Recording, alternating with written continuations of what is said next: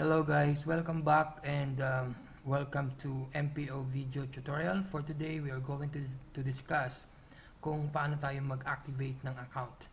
Okay? So first, we have to open yung account na ating gustong i-activate.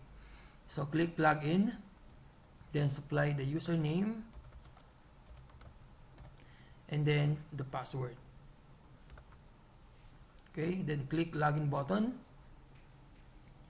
Okay, so this will show you the dashboard for the member who you want to activate. So this is one of my member who just signed up yesterday and get a multiple account. Okay, so to begin with, make sure na meron siyang link dito sa taas. Okay, so this is the referral link for this member. And then click activate account button. Okay. So, make sure din na makikita mo yung sponsor, na tama yung sponsor, tama yung username na i-activate natin, and then we have to supply the activation code, and then the security code on your right side. Okay? So, make sure po na meron na kayong code bago natin i-activate ang account. Okay, so let's get the code. First code is the activation code. Just copy here, and then paste it in here. Okay? So, ginagawa natin ng copy and paste para makasigurado tayo na tama yung ating kinokopya. And then, security code. So, go back again. Copy here. Paste it here. Okay? So, ganun lang kadali ang pag-activate.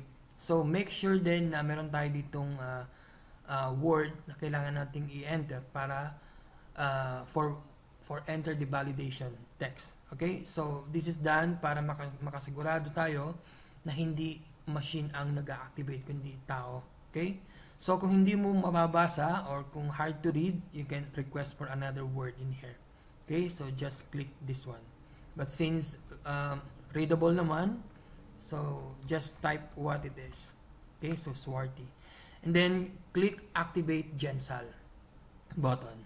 Okay? So, if everything is alright, then click this button. Okay, so here you go. Gensal successfully created. So, ganun lang po kadali ang pag-activate ng inyong account. Thank you and have a good day. Bye-bye.